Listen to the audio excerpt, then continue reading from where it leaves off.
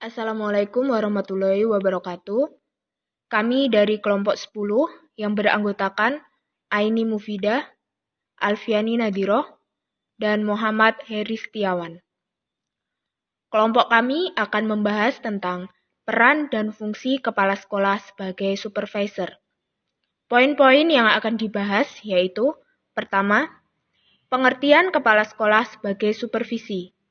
Yang kedua, peran dan fungsi kepala sekolah sebagai supervisi. Baik, poin pertama akan saya jelaskan tentang pengertian kepala sekolah sebagai supervisi. Terlebih dahulu akan dikupas satu persatu tentang pengertian-pengertian yang sesuai dengan judul sebelum masuk ke dalam intinya, yaitu pengertian kepala sekolah sebagai supervisor. Baik, yang pertama tentang pengertian dari kepala sekolah. Kepala sekolah merupakan jabatan tertinggi yang diemban oleh seseorang dalam sebuah lembaga pendidikan yang bertanggung jawab atas terwujudnya kegiatan dan terlaksananya proses pembelajaran. Kepala sekolah sebagai seorang yang bertugas membina lembaga yang telah dipimpinnya, yang memiliki tanggung jawab dalam usaha mencapai tujuan pendidikan yang telah direncanakan. Yang kedua yaitu pengertian dari supervisor. Kepala sekolah juga menjadi seorang supervisor yang menjalankan kegiatan supervisi. Supervisor itu sendiri merupakan orang yang berfungsi memberikan bantuan kepada guru-guru dalam menstimulasi guru-guru ke arah yang lebih baik dalam sebuah pembelajaran. Yang ketiga yaitu pengertian dari supervisi. Supervisi merupakan segala usaha petugas sekolah dalam memimpin guru dan petugas pendidikan dan memperbaiki pengajaran termasuk pengembangan perubahan para guru dalam merevisi tujuan pendidikan. Baik, poin yang keempat merupakan inti dari ketiga pengertian di atas, yaitu pengertian kepala sekolah sebagai supervisor. Kepala sekolah berfungsi sebagai pengawas, pengendali, pembina, pengarah, dan pemberi contoh kepada guru dan staf yang ada di sekolah. Selanjutnya, usaha kepala sekolah sebagai supervisor. Ada 5 poin yang dibahas, yaitu pertama, mempertinggi mutu dan pengetahuan guru serta pegawai sekolah. Kedua, membina kerjasama yang baik dan harmonis di antara guru dan pegawai lainnya. 3. Berusaha mengembangkan serta menggunakan metode mengajar sesuai dengan tuntunan kurikulum. 4. Melengkapi sarana dan prasarana demi keberhasilan proses belajar mengajar. 5. Membangkitkan para guru dan pegawai dalam menjalankan tugasnya dengan baik. Baik, materi selanjutnya akan dibahas oleh rekan saya, yaitu Aini Mufidah dan juga Muhammad Heri Setiawan. Peran kepala sekolah sebagai supervisi. Peran kepala sekolah sebagai supervisor meliputi tugas dan tanggung jawab dalam memantau, membina, dan memperbaiki kegiatan belajar mengajar di sekolahnya. Peran kepala sekolah yang pertama yaitu sebagai koordinator. Supervisor harus dapat mengkoordinasikan semua program belajar mengajar, tugas anggota staf, dan berbagai kegiatan yang berbeda-beda di antara guru-guru. Yang kedua yaitu sebagai konsultan. Supervisor harus dapat memberikan bantuan serta dapat memberikan konsultasi masalah yang dialami oleh para pegawai guru baik secara individu maupun kelompok. Dan yang ketiga, peranan kepala sekolah sebagai pemimpin kelompok. Maksudnya, supervisor harus dapat memimpin sejumlah staf atau guru dalam mengembangkan potensi kelompok. Yang keempat yaitu sebagai evaluator. Maksudnya, yaitu supervisor harus dapat membantu guru-guru dalam menilai atau mengevaluasi hasil proses belajar mengajar dan dapat menilai kurikulum yang sedang dikembangkan. Dari pemaparan peranan kepala sekolah, dapat disimpulkan bahwa supervisor bertugas untuk memberikan pelayanan dengan cara membantu, membina, membimbing, dan memotivasi kepada guru untuk menjadi tenaga yang profesional dalam menjalankan tugasnya mengajar.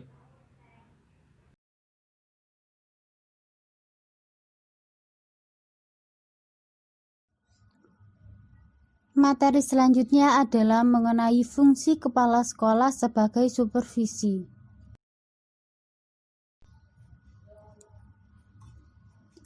Yang pertama adalah sebagai edukator. Kepala sekolah sebagai edukator harus memiliki strategi yang tepat untuk meningkatkan profesionalisme tenaga pendidik di sekolahnya, menciptakan iklim sekolah yang kondusif, memberikan nasihat kepada warga sekolah, serta memberikan dorongan kepada seluruh tenaga pendidik untuk melaksanakan model pembelajaran yang menarik. Adapun dalil tentang kepala sekolah sebagai edukator ada dalam surat Al-Alaq ayat 4 sampai dengan 5. Dalam ayat-ayat tersebut sudah diterangkan bahwa Allah merupakan yang pertama mengajarkan manusia tentang segala sesuatu yang belum diketahuinya, sehingga dapat dikatakan bahwa manusia hanyalah wakil Allah dalam menyampaikan ilmu-ilmunya di muka bumi. Maka dari itu dapat ditarik kesimpulan bahwa kepala sekolah merupakan seseorang yang diutus oleh Allah untuk mendelegasikan tugas mengajarkan ilmu-ilmu pengetahuan yang diberikan oleh Allah Subhanahu wa Ta'ala kepada manusia di muka bumi. Yang kedua adalah sebagai manajer. Kepala sekolah sebagai manajer mempunyai tugas merencanakan, mengorganisasikan, mengatur, mengkoordinasikan, dan mengendalikan dalam rangka mencapai tujuan yang telah ditetapkan. Adapun dalil tentang kepala sekolah sebagai manajer ada dalam surat Al-Hasyr ayat 18. Ayat di atas bisa dipahami bahwa setiap manusia termasuk kepala sekolah untuk dapat memperhatikan dan mempersiapkan apa yang harus direncanakan ke depannya sebelum kegiatan belajar mengajar dilaksanakan. Hal ini tentu saja menuntut kepala sekolah untuk dapat meningkatkan pengetahuan dan pekerjaannya dalam merencanakan pengajaran terhadap siswa dengan cara yang mudah dipahami dan diterima oleh siswa tersebut. Sekaligus, kepala sekolah dapat meningkatkan kemampuannya dalam merencanakan pengajaran agar tujuan pembelajaran yang telah direncanakan ke depannya dapat terlaksana semaksimal mungkin.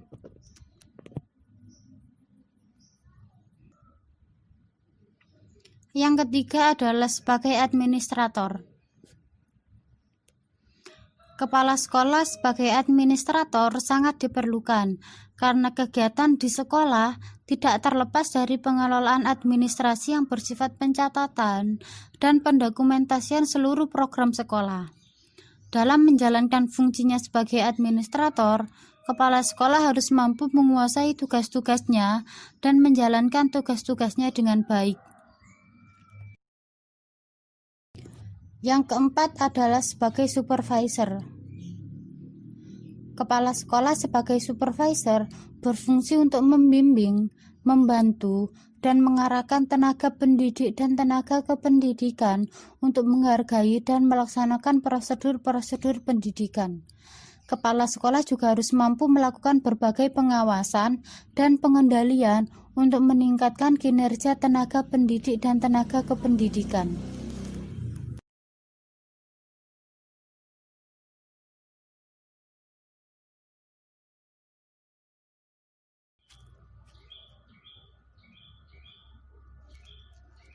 Yang kelima adalah sebagai leader atau pemimpin. Dalam teori kepemimpinan, setidaknya kita mengenal dua gaya kepemimpinan, yaitu kepemimpinan yang berorientasi pada tugas dan kepemimpinan yang berorientasi pada manusia. Dalam rangka meningkatkan kompetensi guru, seorang kepala sekolah dapat menerapkan kedua gaya kepemimpinan tersebut secara tepat dan fleksibel, disesuaikan dengan kondisi dan kebutuhan yang ada. Adapun dalil tentang kepala sekolah sebagai leader ada dalam surat An-Nisa ayat 59. Dari ayat tersebut dapat diketahui bahwa kepala sekolah adalah wakil yang mengemban tugas dari Allah untuk mengurusi manusia dalam dunia pendidikan, menyelesaikan suatu permasalahan pendidikan dalam beberapa keputusan dan kebijakan yang berorientasi dengan ajaran Tuhan. Dengan demikian, kepala sekolah akan mampu menjalankan tugas dan kewajibannya sebagai seorang pemimpin. Yang keenam adalah sebagai motivator. Kepala sekolah harus mampu memotivasi atau mendorong bawahannya untuk senantiasa eksis terhadap pekerjaan yang dijalankannya. Sebagai motivator, kepala sekolah harus mampu menciptakan suasana yang dapat merangsang bawahannya untuk tetap bersemangat dalam menjalankan tugas dan fungsinya. Dalam hal ini, kepala sekolah harus memiliki strategi yang tepat dalam memberikan motivasi kepada bawahannya.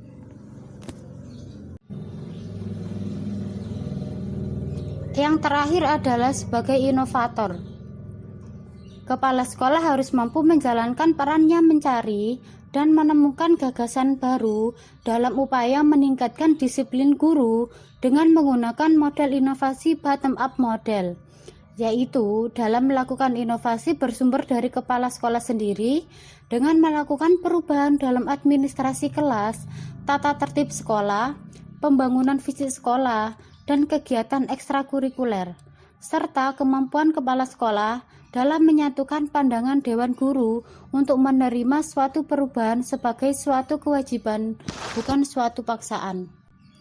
Adapun dalil tentang kepala sekolah sebagai inovator ada dalam surat Ar-Ra'd ayat 11. Dalam ayat tersebut menjelaskan bahwa kepala sekolah harus senantiasa mempunyai keterampilan konseptual, senantiasa menemukan cara atau trik yang dapat digunakan untuk memajukan sekolah.